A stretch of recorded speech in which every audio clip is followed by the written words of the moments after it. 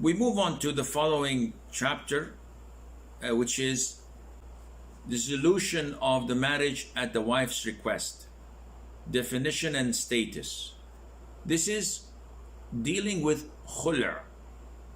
When a marriage takes place, this is a very strong bond between a man and a wife. To dissolve this, it has to be done by the man giving talaq, I divorce you, or by the woman asking for khula, which we are about to talk, or by the Muslim judge dissolving the marriage through the power invested in him. So he has the right to say, you guys can't stay together. Your marriage is dissolved. Even if the husband is not happy, even if the wife is not happy. But the Muslim judge has the authority to do this. So what is khula'?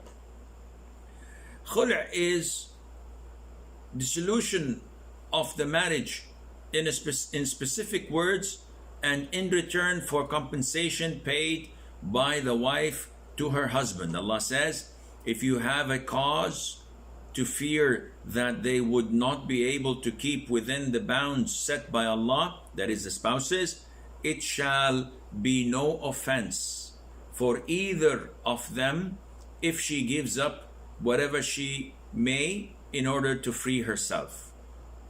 So what is khula'? Khula' is a process where a woman buys her freedom. So she got into this marriage by being paid a dowry. If she wants out for a legitimate reason, she buys her way out through giving the same amount of dowry or even less, depending on what they reach an agreement over. In the authentic hadith, Thabit ibn Qais, may Allah be pleased with him, was married to a woman.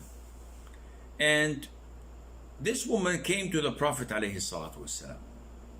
Now we know that Thabit is one of the companions of the Prophet ﷺ. He was what we explain today as the minister of information. He's a spokesman. So he was the person that the Prophet calls ﷺ whenever envoys come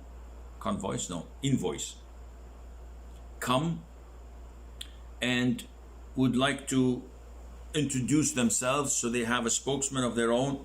He says, we are this, we are that, and they speak proudly of their tribe.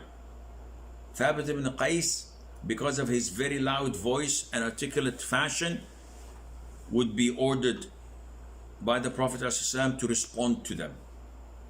So this is his job.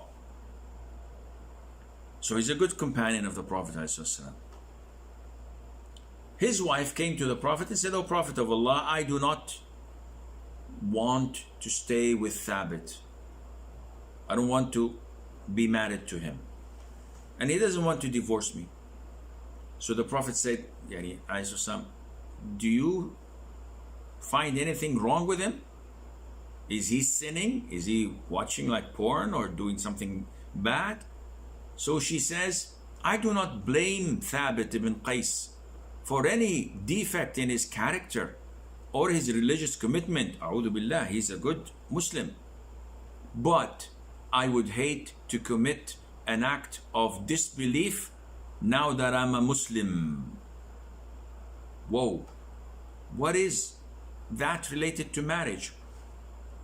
Disbelief here is originally called kufr. And kufr can be disbelief, which is major, and can be minor, which is sinful. So accusing you in your lineage, this is kufr, but it is minor. So no, you're not from that tribe or from that lineage, or your great-great-grandfather is not who you claim to be. So you're not honorable. This is kufr, but it's minor. And a woman being abusive to her husband, not giving him his rights, not respecting him, is kufr. Not major, but minor. So the wife of Thabit said, the man is perfect. I simply do not accept him. Hence, I'm unable to give him his rights, intimacy and others. So this would put me in a category of kufr, which is the minor disbelief, as in the hadith, O women, give sadaqah, for I have seen you the majority of the people of hell. And the women said, why, O Prophet of Allah? And the Prophet said, because of your disbelief. And they said, we disbelieve in Allah and the Prophet said, no. You disbelieve in the marriage, in the marital life, and in the good days that had been between you and your husband. If your husband is kind to you the whole year and makes one single mistake, you would say, I've never seen anything good from you. So the Prophet described this feeling of ingratitude, of being unthankful, ungrateful, described it as kufr. And scholars said that this is not disbelief in Allah that would put a person in hell for eternity, but it's a major sin and it is minor kufr. Killing a Muslim is kufr, but this is minor. And in Arabic we have al-kufr and we have kufr. Al means the. So Ibn Taymiyyah says, may Allah have mercy on his soul, that whenever the is introduced to the word kufr or shirk, it makes it major. And when it's stripped of it, it makes that minor.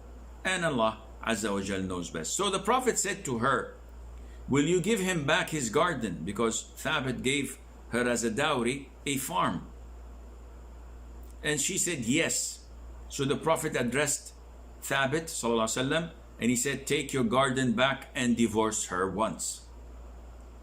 So this is the right way of performing khula, to reach a compromise, an agreement between the man and his wife. So if he goes and notices that his wife is not liking him, the ideal situation is for a real husband to divorce his wife. Akhi, if she doesn't love you, she doesn't want you, she doesn't have any feelings to you, why are you keeping her? Oh, Sheikh, I love her. Yeah, but she doesn't love you back. You want to force her to love you? She's been there and she has done that. So what's the point? Oh, I can't leave her. Come on, man, be a man. Divorce her, ditch her, and get married to someone who's younger and more beautiful and would appreciate you more. She's a human being. She doesn't like you anymore. She doesn't love you. So why are you fighting a losing battle? This doesn't make any sense. The man is still insisting. He says, no, I don't want to divorce her. I invested a lot in this marriage. I gave her a dowry. So if she doesn't want me, as she claims, she should pay me back for my losses. And this is his God-given right. So if she wants out of this marriage, she should give him something in return. And this is why it's very important to know the difference between khula and divorce, talaq. So many cases that come to me, the man says, Sheikh, is khula part of divorce? Is it counted out of the 3 divorces? The answer is no. That's good. I said, why? He said, because I divorced my wife twice before And 6 months ago, she asked me for khula. So I said, okay, if this is what you want. And she offered to give me the dowry, and I refused to take a penny. And I gave her divorce. Now, after 6 months, we're thinking of coming back together and remarrying. I said, no deal, akhi, not possible. I said, why? You just said that khul' is not a divorce. I said, yes, khul', which is